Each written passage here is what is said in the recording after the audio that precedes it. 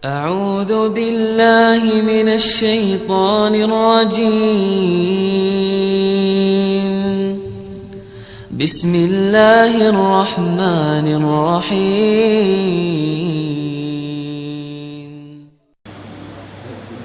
بسم الله الرحمن الرحيم.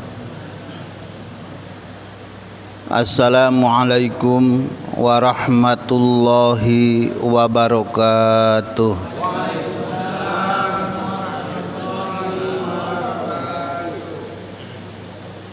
Alhamdulillahilladzi anzalal Qur'an hudalin nasi wa bainatim minal huda wal furqan. Ashhadu an la ilaha illallah wahdahu la syarikalah wa ashhadu anna Muhammadan abduhu wa rasuluhu la nabiyya ba'da.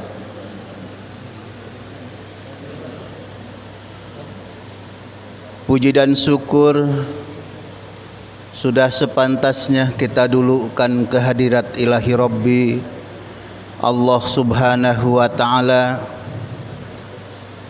yang telah menurunkan Al-Quran guna dijadikan pedoman bagi kehidupan kita. Salawat teriring salam semoga tetap tercurahkan kepada baginda Nabi besar kita Nabi Muhammad sallallahu alaihi wasallam, keluarga, para sahabat dan para pengikut yang setia sampai akhir zaman. Para bapak, para pemuka agama dan masyarakat yang kami muliakan, hadirin wal hadirat, ahli berjamaah yang sama-sama dirahmati Allah subhanahu wa ta'ala yang kami hormati.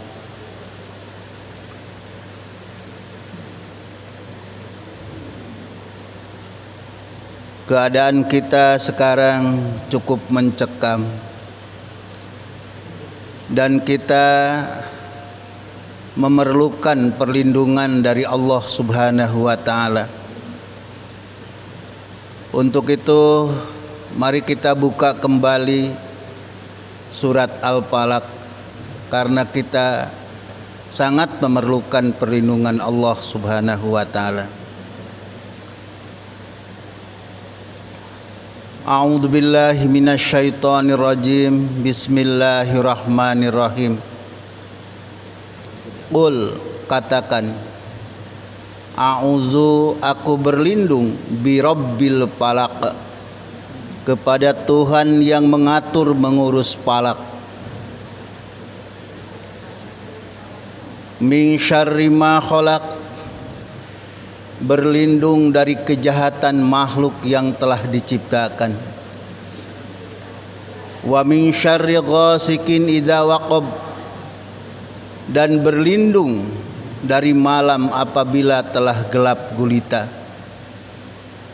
wa min syarrin naffatsati fil 'uqad, dan berlindung dari tiupan wanita-wanita tukang sihir fil 'uqad yang meniupkan pada buhul-buhul, wa min syarri hasidin idza hasad, berlindung kepada Allah dari kegiatan para pendengki jika dia melakukan kedengkian. Silahkan Pak dibaca ulang terjemahannya.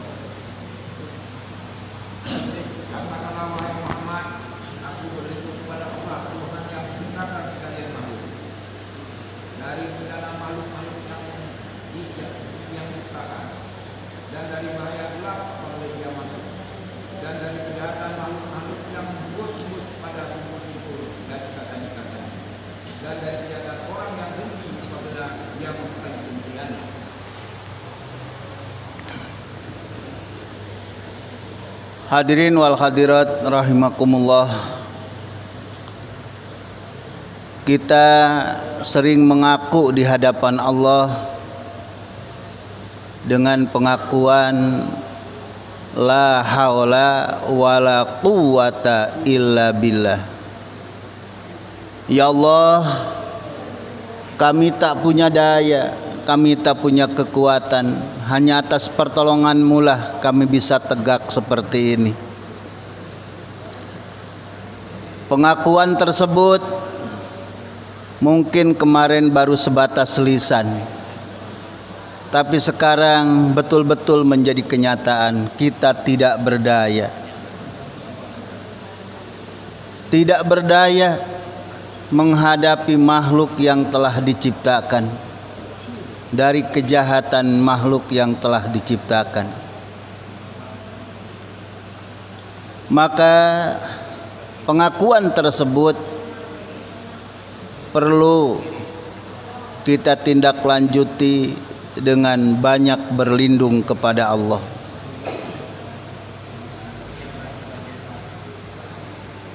Karena perlindungan selain Allah itu lemah, selemah kita berlindung di sarang laba-laba.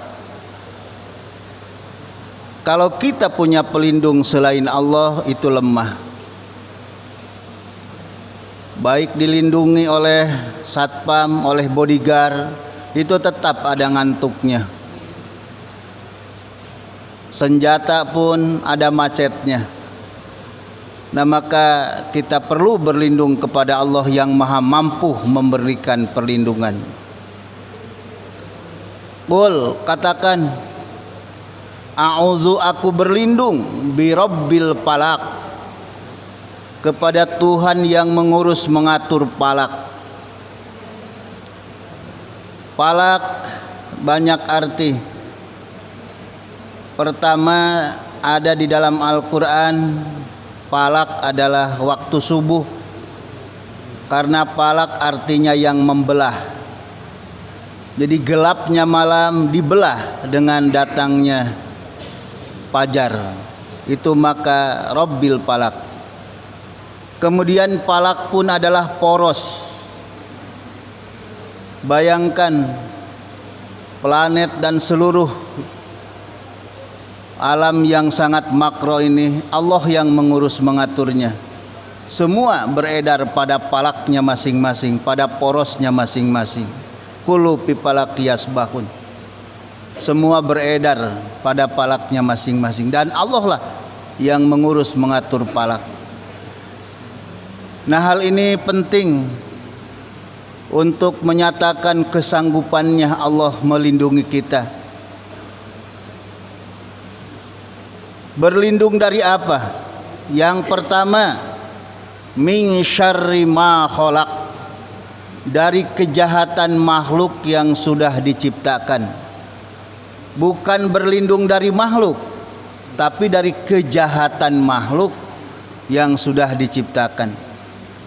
Termasuk di dalamnya bakteri, virus. Maka kita perlu membaca surat Al-Falaq ini. Lebih-lebih sebelum tidur kita ulang-ulang, kemudian kita usapkan ke dalam seluruh badan kita. Itulah yang disunahkan oleh Rasulullah sallallahu alaihi wasallam. Karena betul-betul kita ini tidak berdaya menghadapi makhluk yang sangat kecil, bahkan tidak kelihatan oleh mata kita. Maka dengan demikian yakin perlu perlindungan Allah. Tidak bisa tanpa perlindungan Allah. Karena kalau berlindung kepada selain Allah itu lemah. Mari kita buka dulu surat Al-Ankabut ayat 41. Berlindung kepada selain Allah itu lemah. Surat Al-Ankabut surat ke-29 ayat 41.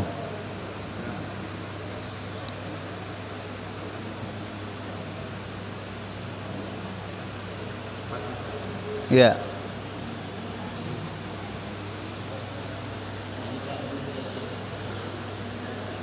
Misal bandingan orang-orang yang menjadikan benda-benda yang lain dari Allah sebagai pelindung-pelindung yang diharapkan pertolongannya adalah seperti laba-laba yang membuat sarang untuk menjadi tempat perlindungannya. Padahal sesungguhnya sarang-sarang yang paling Ya. Inna awhanal buyut la baital ankabut. Rumah yang paling rapuh adalah rumahnya laba-laba. Jadi berlindung kepada selain Allah itu tidak ada ubahnya seperti berlindung di sarang laba-laba. Perlindungan yang sangat rapuh. Maka dengan demikian mari kita sama-sama membaca Qul a'udzu birabbil falaq. Sama-sama dulu. A'udzu billahi minasyaitonir rajim. Bismillahirrahmanirrahim. Qul a'udzu birabbil falaq min syarri ma khalaq wa min syarri ghasikin idza waqab wa min syarri naffatsati fil 'uqad wa min syarri hasidin idza hasad. Jadi pertama berlindung kepada Allah dari makhluk yang telah diciptakan, baik itu bakteri, baik itu virus. Kemudian yang kedua, wa min syarri ghasikin idza waqab. Kita pun perlu berlindung kepada Allah dari apa? Dari kejahatan malam apabila telah gelap gulita. Ini sama, malam itu kita sedang tidur. Tidur sama dengan mati, artinya tidak berdaya apa-apa. Tidak jarang kejahatan direncanakan pada waktu malam. Adakah orang yang rumahnya sudah dipasang teralis besi tapi kecurian? Ada Pak? Ada. Bahkan di Ampera kemarin yang dicuri adalah pintu dengan jendela. Saking laparnya orang sekarang. Perum sudah dibikin, belum ada orangnya, dilepas-lepaskan itu pintu dengan jendela. Jadi kita tidak berdaya mengaku di hadapan Allah. Maka kita perlu perlindungan Allah Subhanahu wa taala apabila datang waktu malam. Lebih-lebih jika telah gelap gulita. Kemudian kita pun perlu perlindungan Allah wa min syarri nafasati fil 'uqad. Kita perlu perlindungan Allah dari siapa? Dari wanita-wanita tukang sihir yang meniupkan pada buhul-buhul. Sudah kami bahas kenapa tukang sihir itu wanita. Di dalam ayat itu wanita. Sebab yang kita kenal dari dulu sampai sekarang Nini Pelet, ndak kenal kakek Pelet. Dari dulu sampai sekarang yang kita kenal Mak Lampir, ndak kenal Bapak Lampir. Jadi sihir itu tidak merubah hakikat. Ketika para pengawal Fir'aun melemparkan tambangnya, kelihatannya seperti ular, tapi itu kelihatannya. Kalau dipegang betul memang tambang, bukan ular. Jadi sihir tidak merubah hakikat, tapi cuma ngacau mata. Itu yang namanya sihir. Nah maka dimanfaatkan betul wanita ini. Coba kita lihat iklan dari mulai yang permen termurah sampai mobil termewah, semua mengeksploitasi aurat wanita. Betul apa betul? Ada mobil Baleno yang warna merah tuh, tapi ada perempuan di depannya kan sudah berdiri dengan paha yang tinggi, sehingga para bapak bingung ini jual mobil apa jual paha gitu kan ya. Itulah sihir. Kenapa katanya? Untuk apa katanya? Untuk mensihir para konsumen, agar para konsumen datang ke dealer-dealer, ke mall-mall. Itu adalah sihir gitu kan ya. Jadi sihir sekarang lebih canggih karena ditunjang oleh teknologi. Nah maka kita pun perlu berlindung. dari kegiatan para penyihir. Kemudian yang selanjutnya, wa min syarri hasidin idza hasad. Kita perlu berlindung kepada Allah dari kegiatan para pendengki apabila dia melakukan kedengkian. Apa itu dengki, Bu? Apa itu dengki, Pak? Dengki adalah SMS. Susah melihat orang senang, senang melihat orang susah. Itu adalah dengki. Ingat, kita ini jadi sasaran kedengkian. Dengki itu seolah-olah protes kepada Allah. Ya Allah, kenapa mereka yang diberi rezeki itu bukannya kami? Seolah-olah dengki itu adalah protes kepada Allah. Ini kita sejak dulu jadi sasaran kedengkian. Nabi Muhammad pun jadi sasaran kedengkian. Dia tidak pernah belajar apapun, tidak pernah membaca buku filsafat apapun, tapi ngerti segala macam hal. Maka orang Yahudi hasadan min indi anfusihim, dengki yang ada pada diri mereka, sehingga tidak mengakui Nabi Muhammad. Itu karena dengki yang ada pada hati mereka. Dan setiap negara yang mayoritas muslim itu sumber daya alamnya teramat menggiurkan, termasuk kita. Tanah surga segala macam ada, sehingga menjadi sasaran kedengkian. Maka diseranglah kita dengan narkoba. Itu adalah kegiatan para pendengki. Maka ini pun kita tidak berdaya, karena para pendengki itu menyerangnya dari belakang, tidak gentle. Dia menyerang kita dengan fitnah-fitnah. Itulah kegiatan para pendengki. Maka kita betul-betul memerlukan perlindungan dari Allah Subhanahu wa taala.